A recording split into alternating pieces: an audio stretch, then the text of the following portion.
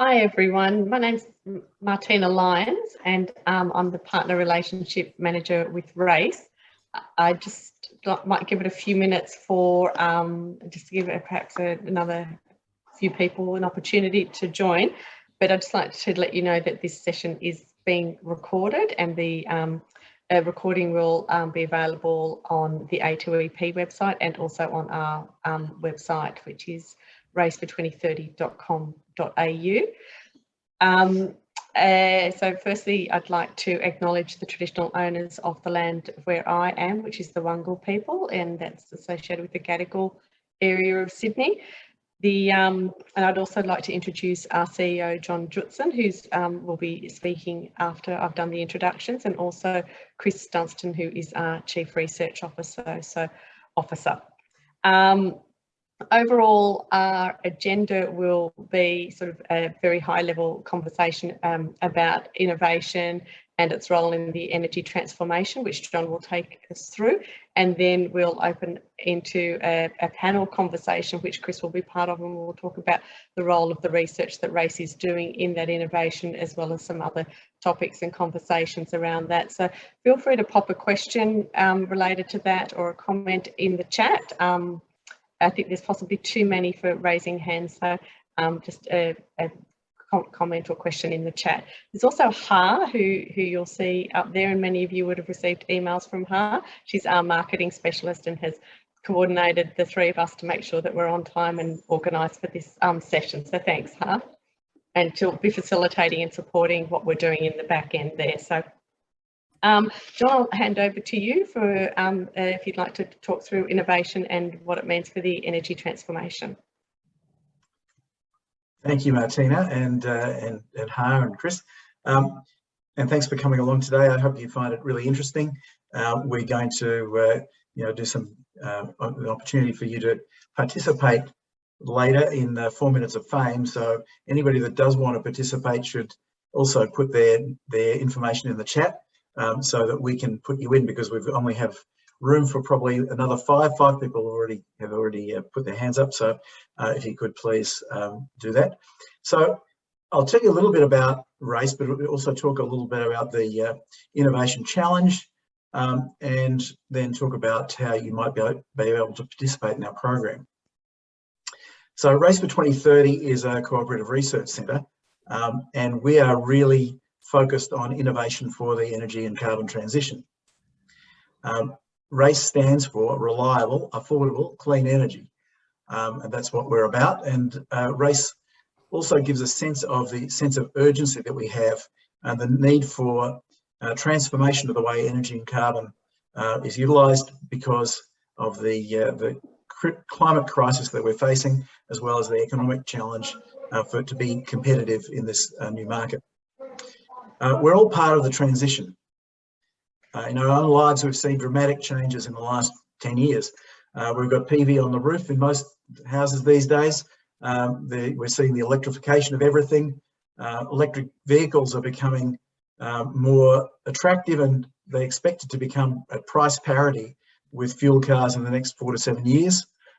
And so many of us, the next car will be an EV, which also happens to be a very large battery on wheels. Probably, I don't know, 7 power walls on wheels. So there's a lot of potential for utilising those in other ways too. We're seeing smart sensors everywhere, the use of artificial intelligence, increasing use of batteries and other storage types like thermal storage. So it's impacting every part of our lives and our businesses. And distributed renewables, electrification and storage are changing the whole nature of energy supply.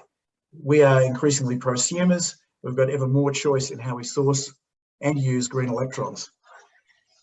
So for business, there are also great challenges and opportunities in this transformation.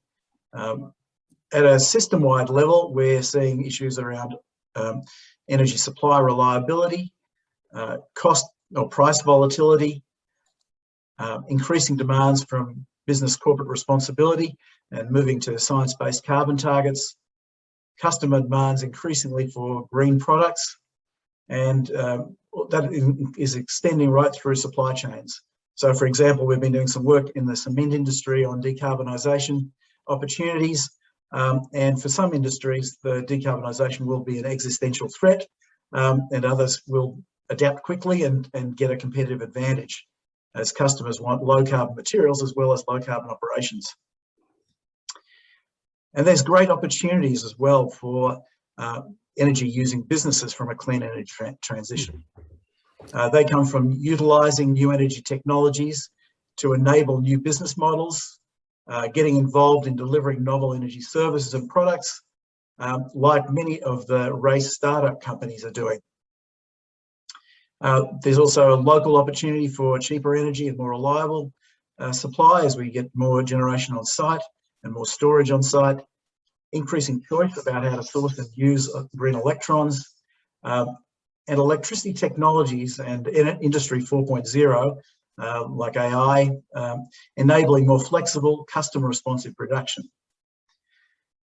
And of course, there's a marketing opportunity for companies that get out ahead of their competition in producing green products.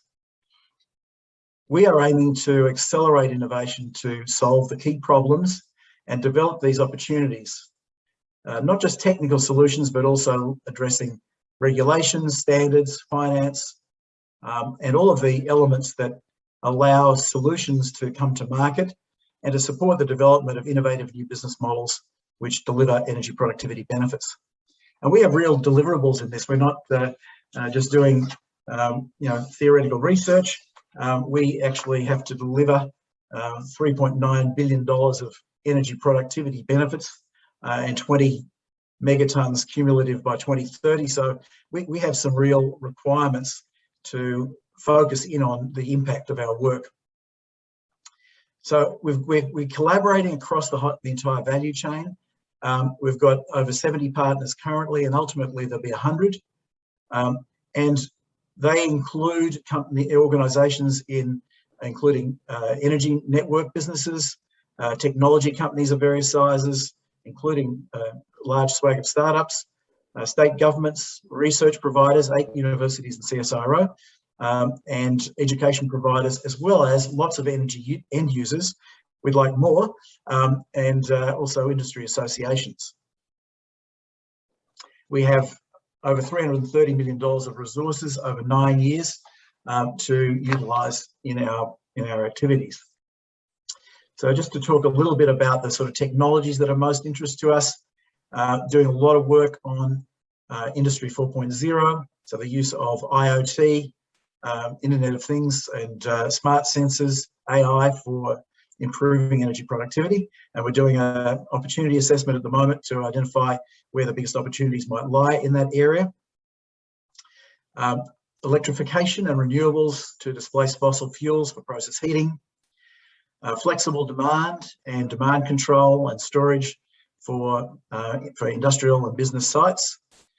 We're looking at on-site aerobic digestion and the application there to displace fossil fuels. And also, as I mentioned, we're looking at value chains to optimise those to reduce carbon emissions. That includes areas like the food industry, water industry, and also the building materials supply. So one of our strategic challenges that we're going to focus on over the next 3 years is helping business on the path to net zero. We're going to be looking at things like, what constitutes net zero and true zero, how business can better understand science-based targets, and including the boundaries for their emissions, how they measure emissions and verify reductions, including proving the renewables purchase.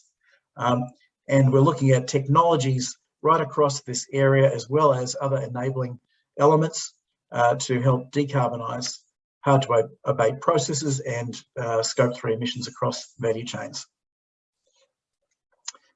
So you're probably thinking, how could an innovative business like mine take part in Race for 2030? Glad you asked. You can still join Race. As I mentioned, we've got currently 70 partners or so, and we'll probably be taking on another 30 over the next year. And we're looking forward to having a lot of industry and other end users participating in Race. You can join Race as a partner That's the best way to get the full benefit of the amazing collaborative we've got. And I must say that we're very excited about the unique opportunity we've got to work with such an amazing group of businesses and government institutions and researchers to take on the big challenges that are ahead of us. And we'd love you to be part of that. We require a contribution from you in terms of a little bit of cash and in-kind support, but the benefits are enormous in that we can match industry partner funds with Commonwealth money.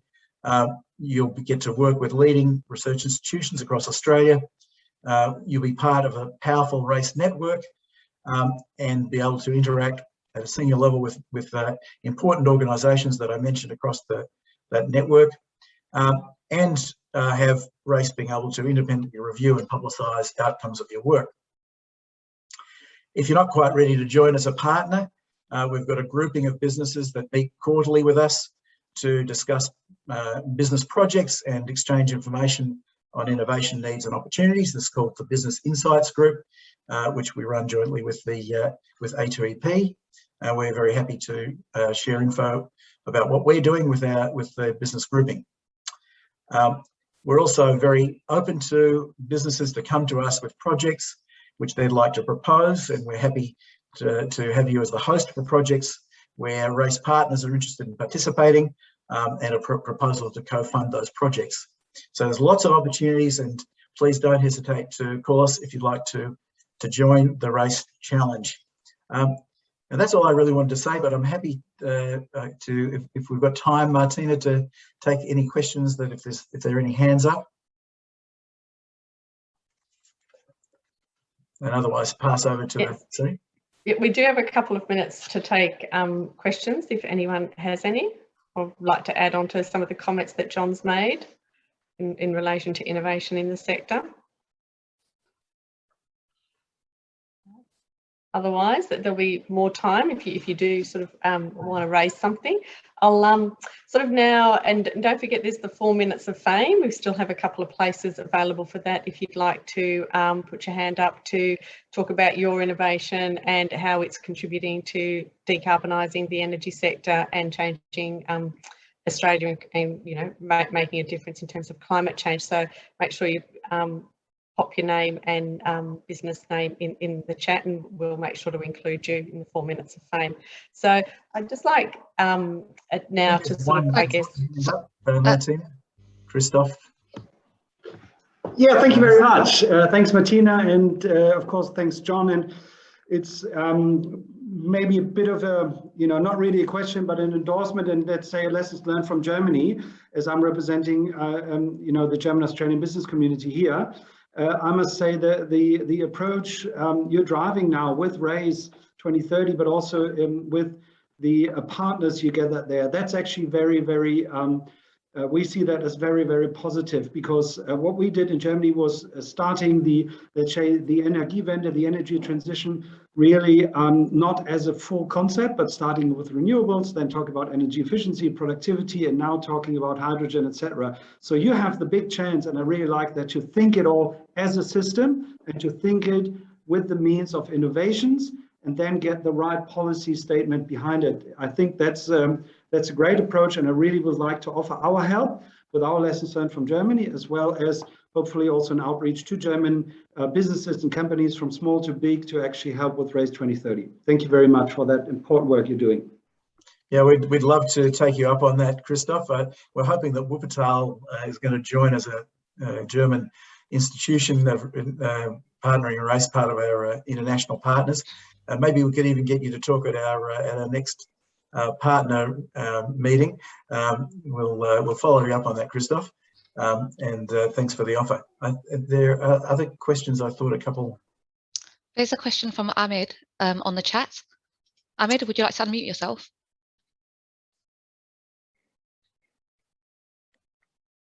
Hi, Joe. How are you going? Just wanted to know what kind of work or collaboration work that RACE does so far with in the local government, especially New South Wales government. Yeah, I'm very happy to answer that. The New South Wales government is a core partner of RACE. They've been involved in a large number of the initial projects that we've undertaken. We're looking to have an even more strategic long-term relationship. But they're a 10-year partner. They're one of our major partners, and we interact with them very frequently. I think there's a lot of opportunities for projects going forward with the state government. And of course, we also have most of the other states are members too, and also play an important part in RACE. Can I just ask you to add on in terms of local government? I know we've been talking to a number of local governments. I think Ahmed was also interested in local governments. Yeah, we'd be very happy to have local government join.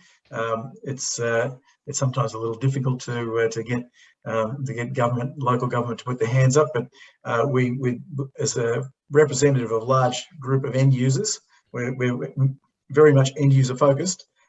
So we'd be very keen to have local government to join us. Bill has a question. Bill, can you unmute yourself?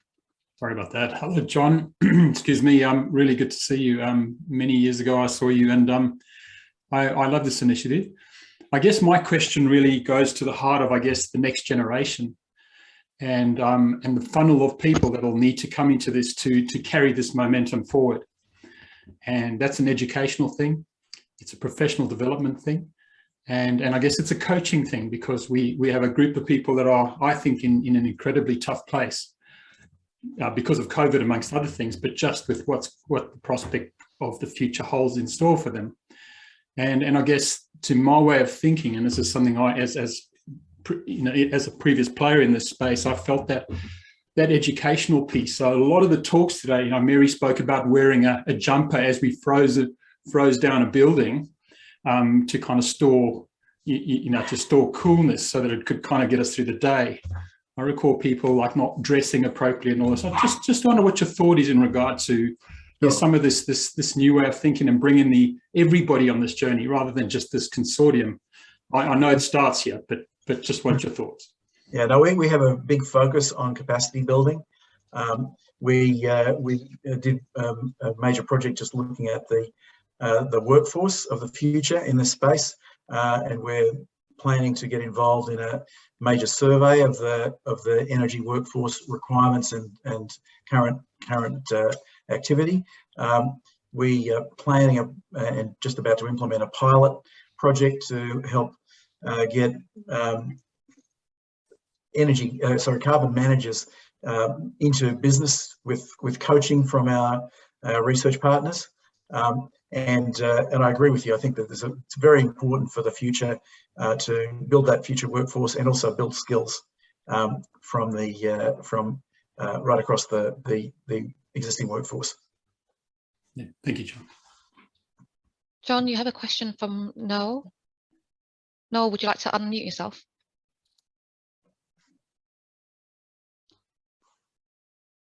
Hello, John. Yes, I know, John, you were trying to get involvement from Western Australian organisations, and I referred you to Synergy. Do you have much involvement from WA yet?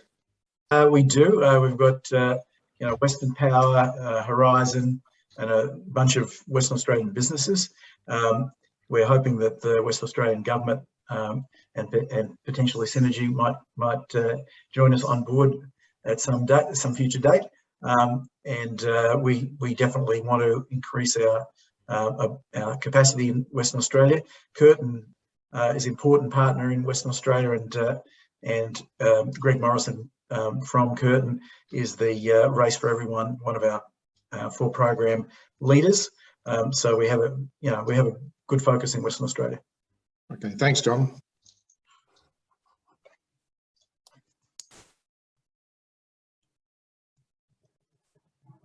Martina, do you want to move forward with the panel now? Yes, I will. Sorry, and I just realised I had to go off video. Of course, my headphones aren't working, and every delivery truck possible is outside my building. Right, we can hear you clearly, but you can't hear the trucks. Sorry. Yes, so very much we'll just sort of perhaps open up the conversation a little bit, and I'll just ask Chris Dunstan to perhaps talk about, and he's our Chief Research Officer, to give us an overview of the research program and where we expect to focus investments over the next 3 years. And then certainly if there's any questions or comments from industry, everyone on here is certainly open to hear about that in the chat or live as we've been doing here. That's worked quite well. We intentionally didn't do a whole stack of slides because we feel that you'll see slides in every other session. Thanks, Chris. Thanks very much, Martina, and thanks in particular to A2EP for arranging this event. It's one of the few conferences that I've been involved in this year, and judging by the enormous roll-up, there's going to be a lot of pent-up demand once we're actually allowed to meet face-to-face, so I look forward to that. So thank you, A2EP, not just for arranging it, but giving me an excuse to actually step back and have a look at where we're up to and what we've achieved. To answer your question, Martina, about our research, I'm conscious that probably the majority of people joining us today are not Race for 2030 partners. John's provided a bit of an introduction. We've arranged our research agenda according to 4 research programs. So the first is reliable, affordable, clean energy for business, Race for Business, and John stepped through 5 of the themes within Race for Business a few minutes ago. So beyond Race for Business, there's Race for Homes. We have an additional 5 research themes there. We have Race for Networks, there's 4 there, and also Race for Everyone for cross-cutting themes. So we're going to be undertaking research, quite a lot of research in each of those 4 programs, and across those, added up 17 themes. Now, that you'll be pleased to know that I'm not going to go through the details of all 17. They are on our website, and if you're interested to know what they comprise, I really encourage you to go and have a look at the website. But in order to provide a bit more focus for our research going forward over the next year and the next few years, we've developed what, as John mentioned earlier, these 4 strategic challenges to really provide a more focused perspective on some of our priorities. John spoke a little bit about the net zero business strategic challenge. And we're going to have a number of projects in that area, building on some of the scoping work that we've undertaken over the first 12 months. And then in the other 3 strategic challenges, the first is, well, the second in this case is minimum demand, which has become a real challenge for the electricity sector to confront, as the increase in rooftop solar providing electricity supply in the middle of the day is really hollowing out the net demand on the system to such an extent that in some parts of the grid, we're already reaching net zero demand, where the amount of output from rooftop solar exceeds the net demand on the grid. And we've seen that in South Australia already. South Australia can manage because it's connected into other states. But other states, a question earlier about Western Australia, for example. Western Australia is facing a similar situation due to the high growth of rooftop solar and other solar, distributed solar, which means that within the next 2 or 3 years, Western Australia may be in a situation where the net demand on the grid is zero or even negative. Actually, more solar is being produced than the demand for electricity. That raises a whole bunch of challenges, not just for the grid, but for customers connected to the grid, and in particular businesses. So quite a bit of our work over the next few years will be looking at that area. The other 2 strategic challenges, just to mention those, John referred to the enormous potential for electric vehicles and integrating those in the grid. And that's an area where there's going to be additional electricity demand. The key question is, when will that electricity demand occur on the grid? And will it help to solve problems of minimum demand, or will it make things worse by increasing load at times of peak demand, particularly in the early evening? And then the final strategic challenge that we've identified, we're calling millions of homes. And it's a question relating to how do we improve the thermal efficiency and the flexibility of energy consumption in homes, not just as a way of responding to the challenges of the increase of renewable energy, and in particular solar and wind, but also addressing issues of health, of affordability, and comfort in homes, and reducing bills for customers. And again, that's a very large opportunity, not just for homes, but for businesses as well. Not just the businesses that are providing products to the residential sector, but as a counterpoint to supply and demand by businesses. And as someone said earlier, I think it was Christoph, this is very much an integrated system. And so that's one of the real strengths of Race for 2030, I think, is that we are looking at it holistically and how these different elements can feed together in order to create benefits for business customers, for residential customers, for the grid, and for the broader community. So I can go into a bit more detail, but maybe I'll take a breath there, Martina. All right, thanks, Chris. And I might just, there's been a question in the chat which will open up a whole host of views and opinions from probably nearly everyone that's in the session, but be interested to hear sort of, it's about, can we reach our goals without a carbon tax or a price on carbon? It might be sort of less politically fraught, to use that word. Is there an alternative to carbon tax, seeing as it's somewhat politically fraught? And I guess that would then sort of come back to where there's innovation opportunities because of there's a price on something now. So well, maybe I'll make an initial comment. Yeah. We're not joining the political debate, but you know, we want to see what can be done without relying on government, and that's probably wise given what the last decade has been like in terms of the Commonwealth. The states, you know, are taking a very aggressive stance, and I think what's happening that we can see is that the markets are moving well ahead of governments anyhow.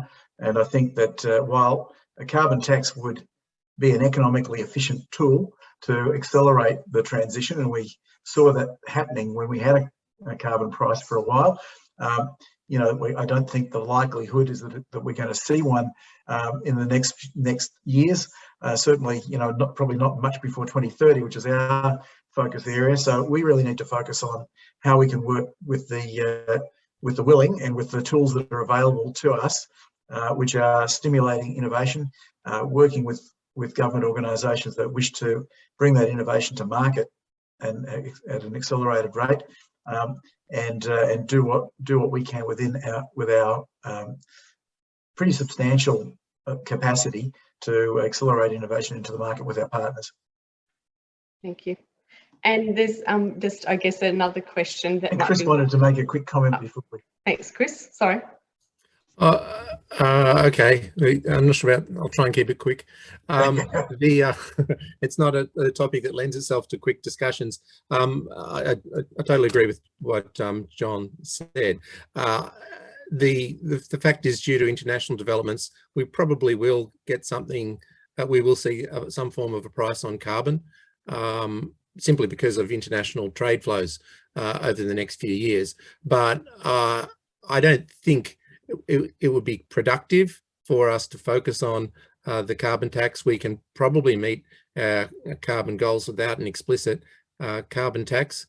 But I think the history of the price on carbon really emphasised the importance of Race for 2030.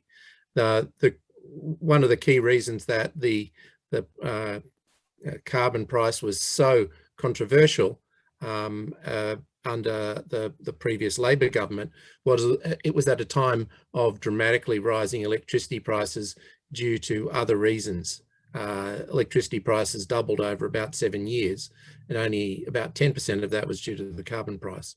So if we're going to achieve our goals in terms of carbon abatement, we absolutely need to bring the community with us.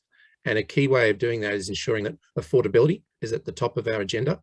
There were cheaper options that could have met our energy goals at that time. And if we had have pursued those, and if we had have had perhaps a research institute highlighting those opportunities at the time, not only would we have achieved a lot, I think even a carbon tax would have been a lot less controversial. So we're really focused on those other solutions. We don't actually need a carbon tax, but chances are we may get one anyway.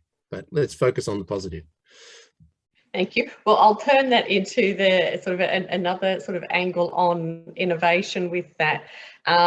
Given our history in relation to sort of our policy space in this area and how difficult it has been for us as a country, where are we a leader despite all those challenges in energy, in innovation and carbon? Or have the opportunity to be a leader? I'll give that one to you, Chris, first. Yeah. Thank you, Martina. Well, again, let's start at the top of the list. Where Australia is undoubtedly a global leader is in the uptake of rooftop solar.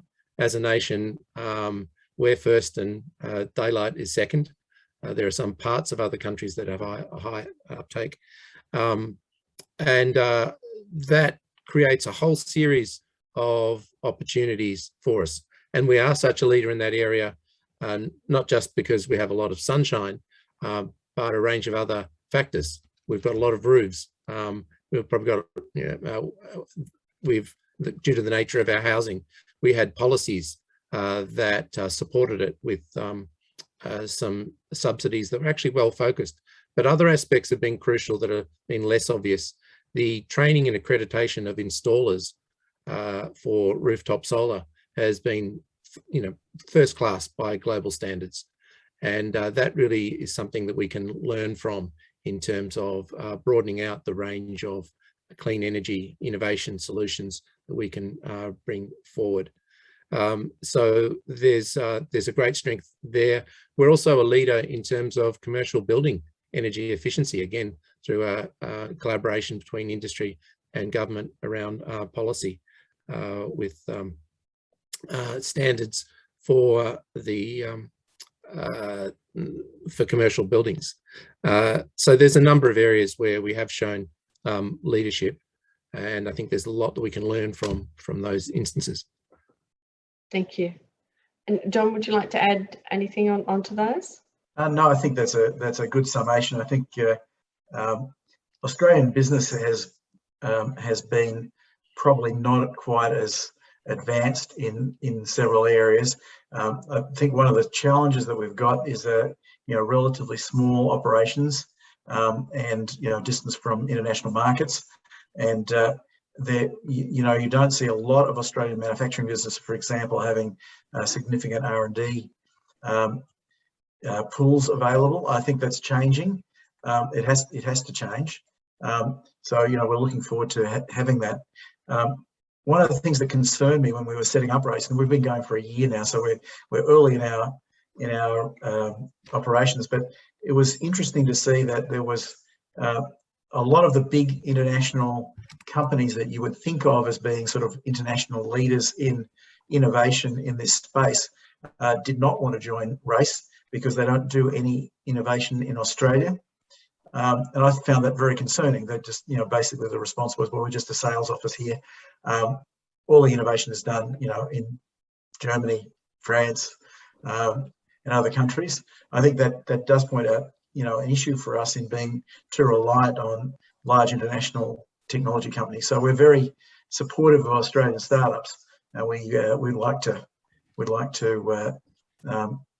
encourage and wherever we can support those startups to succeed in Australia and internationally. All right, thank you. And Chris, with that, often I guess the innovation, it can take a long time. It sort of goes through, might come out of universities, and the first we know of it is it's a commercial product as consumers and business people. So in light of that, we do have an industry PhD program. Would you like to perhaps explain that and show some of the examples of practical innovation where it's ready for use or close to be ready for use by industry, and it's very much aligned, it's very applied? Yeah, thanks, Martina. So the industry PhD program is actually a very important part of what Race for 2030 is trying to achieve. We've got a goal of completing 55 industry PhDs over the course of our 10-year life. We've already initiated the first 9 of those in the first tranche, and we have about another 3 that we are aiming to initiate over the next few months in the second round of those industry PhDs. Why do we call them industry PhDs? Because these are not just an academic exercise, and not that there's anything wrong with that, of course, but we are focused on industry problems. And so in order to have an industry PhD accepted and funded through Race for 2030, we need to both have a research partner and an industry partner who are both contributing in cash and in kind to that project. It's actually very cost effective for industry partners. It's about $12,500 a year over 3 years in order to support a stipend of about $38,000 a year. And that means that we have a full-time student focused on challenges of direct relevance to that business. So let me give you a few examples of that. Within the first 9, we have a project on fast track to net zero carbon buildings, and that's a collaboration between University of New South Wales and Buildings Alive. And I think one of our volunteers for 4 Minutes to Fame is someone from Buildings Alive, in fact, the CEO. So hopefully we'll hear from him and he can say a little bit about that a bit more, later. Another one relates to tariffs and demand response for both residential and industrial customers. Someone raised the question earlier about carbon price. So I don't want to be distracted by that issue because it's sort of kind of marginal, well, not marginal, but it's not the focus of what we're about. But price reform for energy, and in particular electricity, is absolutely crucial. There is no escaping it. And that's going to relate to both business and residential customers. And that's one of the key areas that we're focusing on. And that PhD, which is the industry partner is Ausgrid, the network business, and the research partner is Griffith University. So that one should be kicking off pretty soon as well. That leads to another one that I think is really interesting and very relevant between QUT, Queensland University of Technology, and another network business, Essential Energy, the development of an Australian energy sector trust index. So in order for us to implement the sorts of changes around pricing that is required, that is not going to happen unless we've got a strong environment of trust between the industry, the electricity supply industry, and customers, whether they be business customers or residential customers. And we also have a research theme focusing on trust building and what customers want within Race for Everyone. I'm really looking forward to see what that PhD produces. And another one, which I'll mention, that there's 9, I won't go through them all, but another one is focusing on what do customer first startups look like in the energy transition.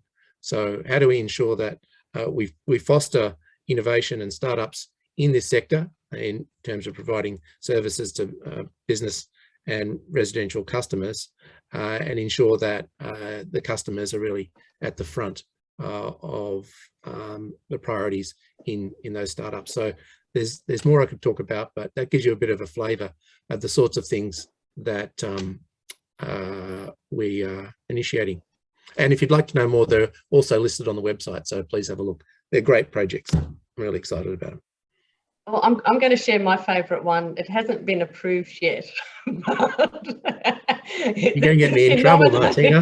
But I won't get too detailed about it because that's not fair. I won't say who or where, but it's all in that virtual reality, artificial intelligence space. So I just think that is such an exciting thing to then sort of be able to use that to identify where the energy efficiency opportunities are, and where, if you change the building structure, how that will affect it. So I just think that's a really exciting sort of space, that's something that someone's going down, and very relevant, I think, to businesses, and particularly in the home space.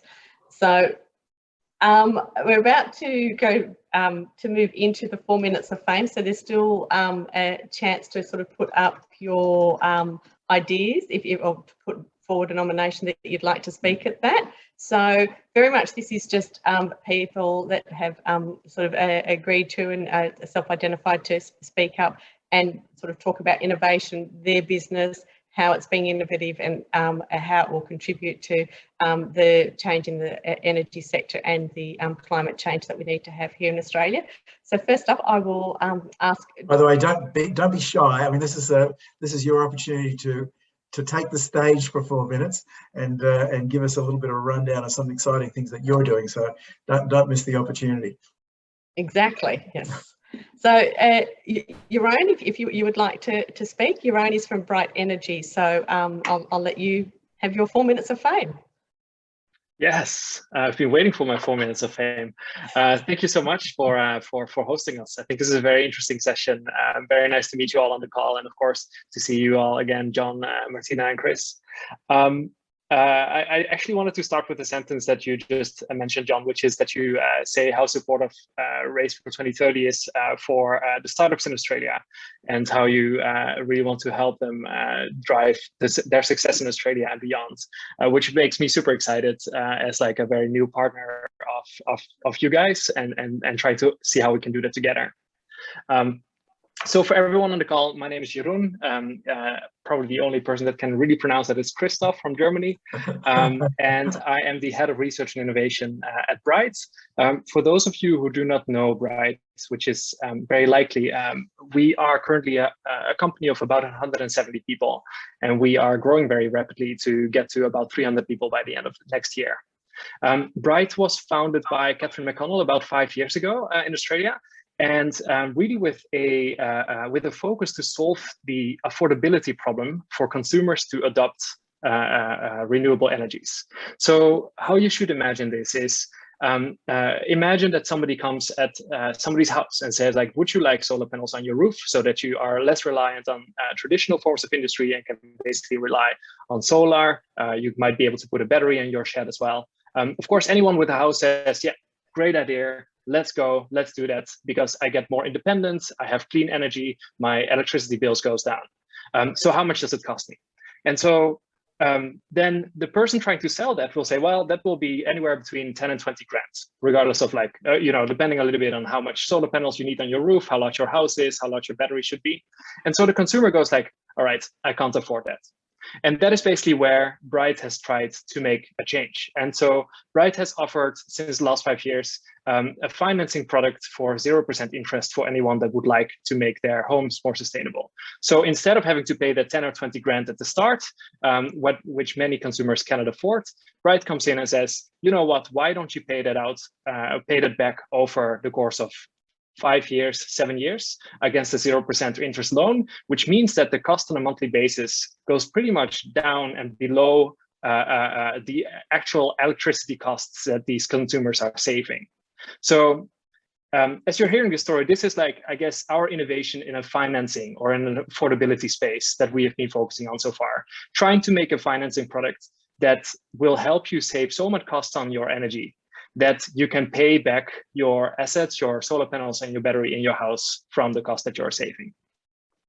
At the moment, if we look towards the future, we like this sort of initial business concept has been pretty successful so far. As a result, the growth that I just mentioned, we believe we will hit 50 million in revenue by the start of next year. And this has also attracted quite a lot of investment so far from key technology investors in Australia. So the last funding round was a Series C funding round last December, where we raised $100 million in order to really accelerate and grow this business. So that's what we're doing right now. But we understand very well that like just growing a business very rapidly is not enough. We need to find a way to continue to innovate, to continue to have a deep understanding of consumers, know what the pain points are that we can solve for them, and meanwhile be well aware of the technological trends and economical trends that we can play in. And we believe that it is at the intersection between the consumer pain points and the economical and technological trends that is where the innovation happens. That is where we can find practical solutions that will allow consumers to adopt renewable energy more quickly. So I think that was my pitch. Happy to take any questions. That's great. Thank you. I might come back to you, Jeroen, with a couple of questions at the end. I'll just make sure that we do give everyone a chance to speak. So, and it's great to have you joining us. It's very exciting because obviously finance is a critical component of the transition. So thank you. Alan, would you like to speak next? Alan Dormer from OpTurin has a really interesting product and innovation to talk about. Thank you. Okay, well, thanks very much for having me. And I wish I'd heard of Bright before I forked out about $20,000 for solar power, but never mind. You live and learn, don't you? So I'd like to talk about what we're doing in RACE. Basically, OpTurin is a spin out from Monash University and CSIRO. And we've been developing and commercializing next generation decision support platforms using artificial intelligence.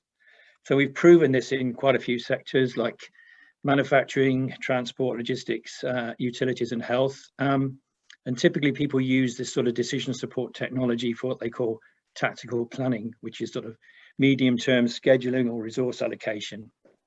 But while we've been working with other customers, we found out that our platform was very suited to strategic planning decisions. And these are all the sorts of decisions that you use all the available data and realistic options, and you make a good strategic decision. And they're very important because they often involve large amounts of capital and you can't turn them back over the medium term. So when you make a bad decision, you're stuck with it. So with this in mind, we've been talking to some of our customers, and a lot of them are grappling on how to get to net zero. And these are in areas like discrete manufacturing, process industries, utilities, anyone that really needs heat, power and refrigeration to carry out their normal operation. Of course, the problem is complex, multifaceted, and it includes technology, capital investment, operating cost, resources, and obviously downtime. And there's a lot of uncertainty about the future cost of energy, what technology will be available, will it work, will something cheaper come along later? So there's all these sorts of issues around decisions around how do we get to net zero. So, and the other thing is the problem will change over time. So we might decide something now, and then we decide we potentially made the wrong decision. So often deciding to do nothing is also a good decision because things can change in the future. So what we've really got in this optimal path to net zero is called a problem of optimization under uncertainty. So each time we think about this, we have to weigh what we know now, what we expect to happen, the degree of uncertainty, and then make a decision. And obviously we must also continually reevaluate, because as uncertainty reduces, the imperative increases, because if you do nothing, you'll get to 2050 or 2040 and it'll be too late. So the ability to reevaluate continuously gives us sort of key advantage over sort of a manual method where you sort of do the calculations ad hoc. So what we're doing in RACE is building a platform that includes our optimization technology. And the idea is to populate it with models and data from the foremost experts to enable any organization to make better decisions. And the models calculate things like capital and operating cost of decarbonisation options. And the data includes forecasts to project those into the future. And of course, we need this credibility because we expect organizations to use this and rely on the results. And even getting all the relevant data and models in one place used by very many people will be a huge step forward. So we expect that the platform will be used directly by the larger organizations, or maybe used by consultants to provide service to, you know, some of the smaller organizations. So in conclusion, as I see it, many organizations have got this problem, but they don't have the means to address it. So that we believe the platform will get them to net zero at least cost and give them the greatest opportunity to thrive in a net zero environment. Thanks so much, Alan. That's really great. And yes, definitely when there's so much complexity in the space and so many different sort of sources of data to be able to bring them together. So thank you. I might ask Selena Oliveira from Alpha Level, maybe. She was the one that has taken the impromptu opportunity to speak for 4 minutes. Is Selena still with us? No? No? Oh, well, she's missed her chance. Chance gone. So I'll ask Craig Rusak from Buildings Alive, who is one of our innovative partners, and as Chris mentioned, is already up and running with a PhD, industry-led PhD. So thanks, Craig. As of yesterday. As of yesterday, yes. Excellent. Yes. Very excited to have him on board. All right, well, look, I'll jump straight into it. If you'd been generating electricity from solar panels or wind turbines in Australia today, and you wanted to sell your electricity on the national electricity market, you wouldn't be receiving money for it. In fact, you'd be paying money. Electricity has not just been free on the NEM today, the price was in fact negative. So how can this be? Well, it's just basic economics, actually. When supply exceeds demand, prices drop, and when demand exceeds supply, prices go up. In the electricity market, there are two types of supply. There's dispatchable supply, which can be scheduled to ramp up and down, and non-dispatchable supply, which is basically at the mercy of the elements like the wind and the sun. And the problem with the electricity market is that the demand side is what economists call inelastic. So customers, I should say, for the most part, don't change their behaviour in response to price. Electricity demand is highly inelastic, and the price is so incredibly volatile because 70% of the demand comes from buildings, and building owners don't see the market price. In fact, when the sun's shining, most of them are paying top dollar for their electricity. They're paying peak rates and they just don't think about it. Or if anything, they're trying to use less of that clean energy. More than that, they're unaware of the quality of the product. And when I say quality, I mean the composition of the product. The blend of generation sources changes constantly. So when the wholesale price is low or negative, it almost always means there's lots of renewable energy in the system. When the price is high, almost always it's because renewable sources have dropped off and the system's being topped up by high emissions, dispatchable sources trying to keep up with demand. So obviously the world needs more renewable energy. In fact, according to the IEA, we need to fully decarbonise the world's electricity systems by 2035 to meet the targets set in the Paris Agreement. And we need to electrify everything we can. So that means actually more electricity. And how's that going to happen if renewable energy generators have to pay money to sell their product and regulators have to shut them down to maintain grid stability? So the solution lies in demand flexibility, and therefore the solution is in buildings. At Buildings Alive, we're experts in helping large complex buildings to shift load to manage their network capacity charges, and often by more than 20% of load for hours at a time. We work with some of the most sophisticated technology and investment companies in the world. And until recently, most of our customers had, in fact, none of our customers had really considered the real-time carbon intensity of the electricity they use or its cost. So what our technology does is it forecasts the demand profile of individual buildings in fine-grained detail up to a week in advance.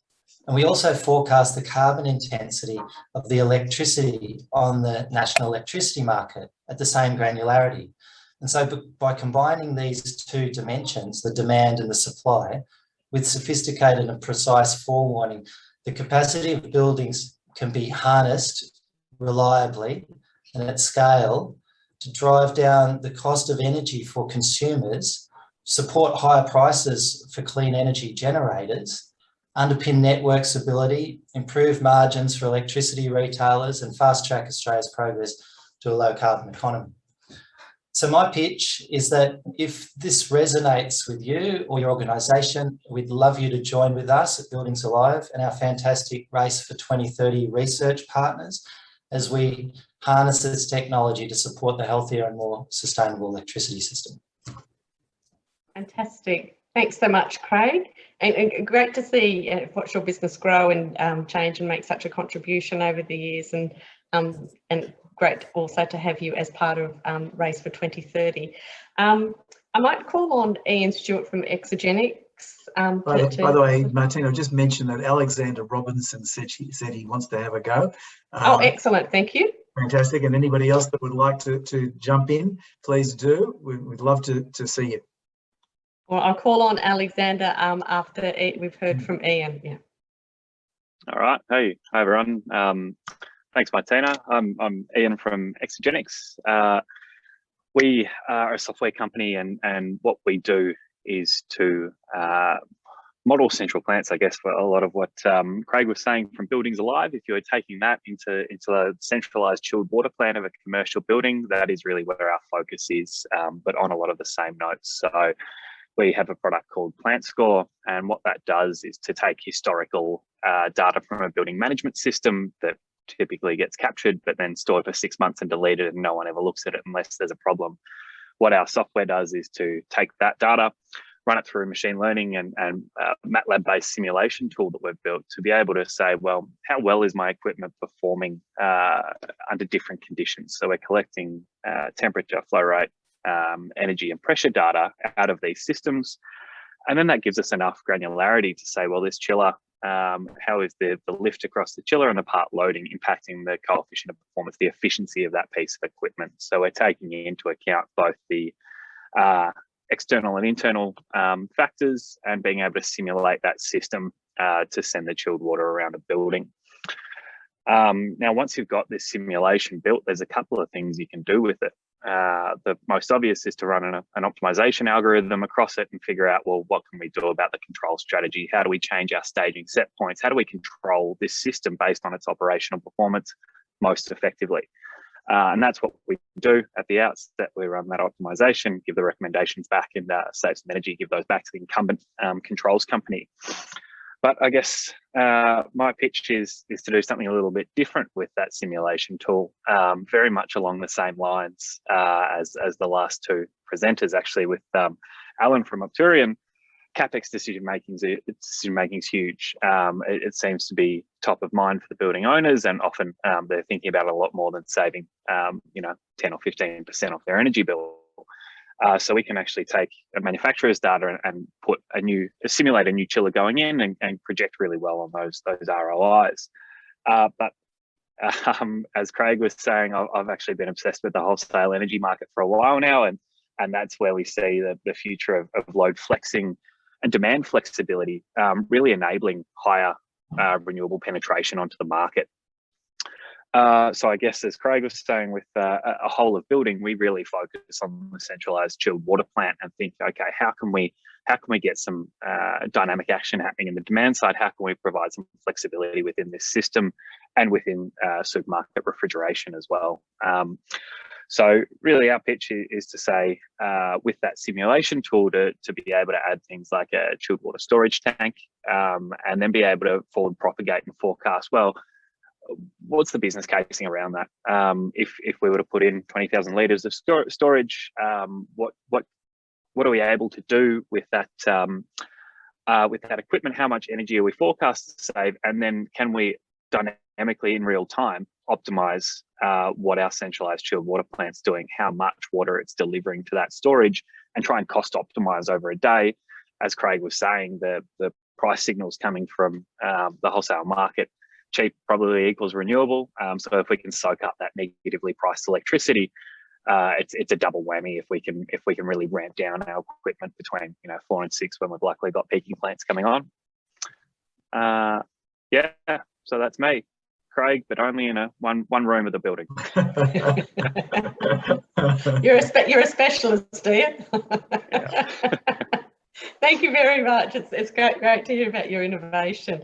It was Alexander Robinson. I didn't quite catch the surname. Going to speak next. Alex Robinson, calling in from Entermise, and thank you to everyone, Ian, Craig, and Alan, for all your info there. It's great to see very good data projects being undertaken in different parts of energy efficiency and renewable energy. We complement that work being done very closely at Entermise, compared to other speakers previously, where the focus has been on shifting loads to match renewable energy demands. We take a opposite approach, and that's matching the renewable energy generation profiles of different generators to match the demands that are on the electricity grid, as well as the on individual sites as well. I'm sure, Alan, you taking all the different streams into account, so I'm sure you do some of that work as well. One focus that we've got moving into the new year, and I think that all businesses could take this approach in benefit, is to reach a wider audience. We'll be working with the consumer data rights, the consumer data right rules that are being put in place by the federal government, which should allow different consumers at both residential and commercial levels to make their electricity data available through an online portal. So I know some people were saying they have to go through maybe different kind of resellers, like consultants, to get their products out, or possibly maybe they have some data collection process that they undertake. I feel like this consumer data rights is going to be a really big opportunity for all of these different products we've all been talking about, to be able to get to an end user a lot easier and have that widespread uptake throughout the Australian market. Possibly that's something that RACE could possibly facilitate, some combined access to the consumer data rights. So all these different innovative tools were able to reach a wide market very quickly and rapidly. And that's all for the moment. Yeah, you can head to entermise.com.au if you want any other info about our products. All right, thanks so much, Alexander. That was really interesting. Yes, the consumer data rights are certainly an opportunity and something that's needed. So a lot of the things that RACE will be doing will be looking at how we can sort of leverage the organisations that are already in the market to actually drive through the innovations, as well as sort of bring the innovations and amplify them that are coming through from the research that we're doing. So wherever we can coordinate and collaborate, we're always interested to do that. There has been a couple of questions, and so the first one is for you, Jeroen, and that is from Raja Ratnam. He's congratulates you on a great initiative, and he's keen to know if Bright also brings in smarter technologies to the customer to improve the benefits they receive, monetary and other benefits like transparency of use. Yeah, it's a great question. Look, I think the overall premise we very much agree with. So value should flow back to the customer. And to talk a little bit about that, it's like I think like everyone here on the call knows very well why this is so important, and why we need to make all these changes. But I think we're all also very well aware that many of the consumers don't have either the money or the ability to really be busy with making themselves more, or their energy usage more sustainable, whether it's about their homes, whether it's about their cars. And so we believe that we need to use any technological innovation that we can in order to benefit their personal lives and make their personal experience with renewable energy better, so that they will choose that over not renewable energy. And so that's not a very direct answer to your question, but in terms of using Internet of Things or technologies to help people make a more sustainable home, it's a little bit early for me to talk about, I guess, some initiatives that we have in mind right now. But I would love to come back in a couple of months and talk more about the things that we're trying to come up with. But overall, the answer is yes, we should be doing that, and we should make the experience for consumers to switch to renewable energies more attractive than the traditional way of using electricity and energy. Thanks very much. And Bill McGee from Symbol, who is also one of our partners, our industry partners at Race for 2030. If you'd like to sort of come off mute and tell us about your product and service and the innovations around that. Yeah, good afternoon, everyone.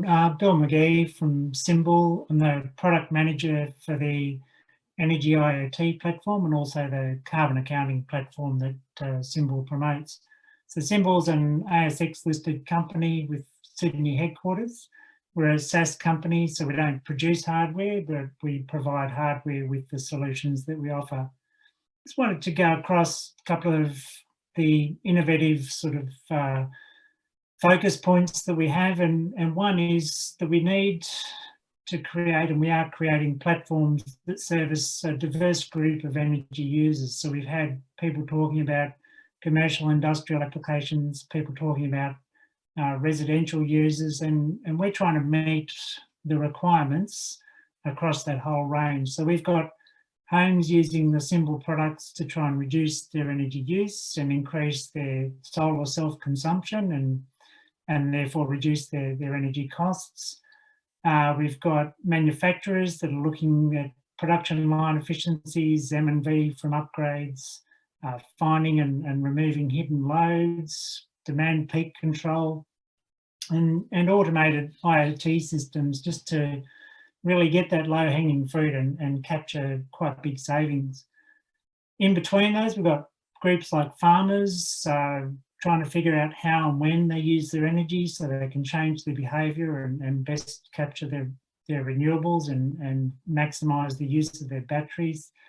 And increasingly new tech providers. So more so in the UK than Australia at the moment, but heat pump providers, for instance, we've got a whole range of sensors and visualizations that heat pump manufacturers have asked us to produce so that they can demonstrate to their new customers that these things really do work, and even down to things like producing Legionella reports and that sort of thing. We found that another point of innovation has been to provide relevant interfaces. So starting off with web dashboards, and that's still the majority of users access data that way. Everyone has to have an app, but we've tried to make sure that the app is actually useful. And so now people can use the app for a wide range of things, even in a home situation. If you're not happy with your energy provider, you can do an in-app switch of your energy retailer. Getting information to really busy people is difficult, and so we've got automated reporting, we've got automated alerts that can go via SMS and email. And that's really made a difference to users. And when we were asked to do this session, one of the things that we were asked was, well, what's your biggest challenge? And one of the biggest challenges we face is the customers are so busy. Getting management focus is really quite difficult, because we find that a lot of organisations are just, they're understaffed, under-resourced, and they have trouble focusing on things like this. Another point of innovation is creating, and we're about to release, an affordable self-service carbon accounting tool that helps you on your journey to net zero, which overlaps with some of the things that have been talked about with producing simple ROI results or assessments for different opportunities, and how that's going to get you to your target, and how you manage that. And ultimately, we want to create informed and enabled consumers. And we all hear about, what gets measured gets managed, and that's where we really come in. But I like the second part of that is what gets managed gets improved. There's, of course, been challenges. And in general, I think for Australia, because we are a small market, which has been mentioned previously, it's frustrating to see repetition of effort in silos.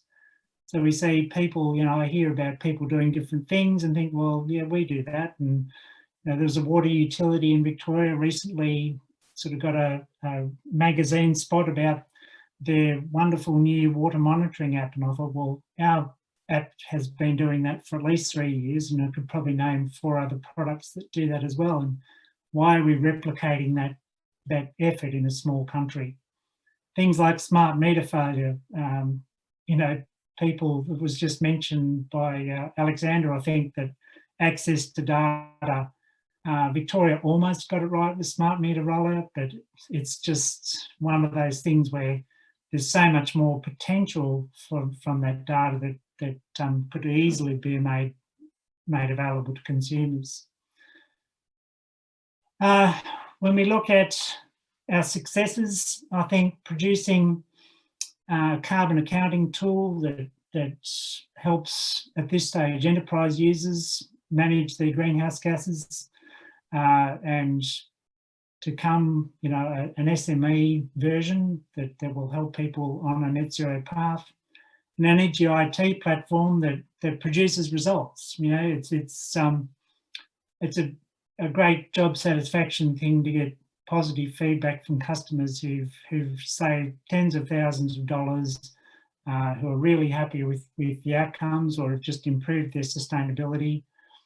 Product that's flexible and can service a range of needs, and to have a platform that's positioned to integrate new technologies as they become available and market changes, and that does create those informed and enabled users. So I'll leave it there.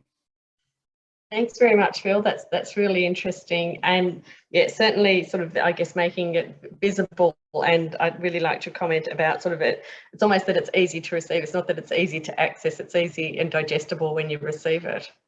Yeah. Exactly. Yeah. Yep. Thank you. And if you do have any questions from any of the people that have spoken, feel free to post them in the chat, and they are also posting their contact details if you wanted to follow up separately. But Selwyn was unfortunately on the phone. She was called away to a phone call when I mentioned her name before, but she's back here and ready to rock and roll with her 4 minutes of fame. Thanks, Selwyn.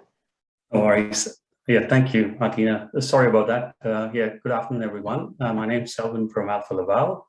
And what do? We supply compact, efficient plate heat exchangers for heat transfer duties, you name it, from air conditioning, refrigeration, mineral processing, chemical industries. And we're continuously innovating and pushing the boundaries in terms of heat transfer. So I guess what this means for you, you can get very close temperature of approach within 1 to 2 degrees. You can also have a very small, compact, lightweight, and a unit with a very small footprint compared to traditional shell and tube heat exchangers. We're also expanding into other areas to recover heat from exhaust gas or flue gases. And this is something new where we've supplied several units. One other, important project we're very proud about is tie up with a concentrated solar power producer, where solar you can produce power during the day, but what happens at night? So there we've supplied heat exchangers to recover the heat and store it underground and then run an organic Rankine cycle so we can produce power at night. So this is a combination of solar plus thermal energy storage. So we're working with an Australian company based in Melbourne, and the first plant is being built as we speak. And we are proud to say that they selected us because of our highly efficient heat exchangers. Another area where we have done some innovation is recovering heat from compressed air in a very compact heat exchanger. So this is another revolutionary change. Traditionally, this is usually like an air-cooled thing and you lose that heat. But in a food manufacturing plant where you have compressors running 24/7, using these compact heat exchangers to recover your heat can be used for heating your hot water needs for the plant, for your washdowns, etc. So that's it from me. Thank you. Great. Thank you very much, Selwyn, and great to hear about your work in some of those very hard and very critical industrial processes. So thank you. What we can do, if no one sort of has volunteered to put up their hand to speak or to ask another question, but I hope we've replicated a bit of the in-person conference where you get to meet interesting new people and hear about interesting new products and services that you might not have otherwise come across in this part of the session. That was our goal, to make it much more than a series of slides. While slides are important and presentations are important, we try to balance it with something a little bit different. So really hope you found it interesting. John, would you like to say a few words as wrap up, or? No, just very briefly to thank everyone for participating. I hope you found the session valuable and interesting, and thanks for all of our partners to talk, and some of the people who spoke.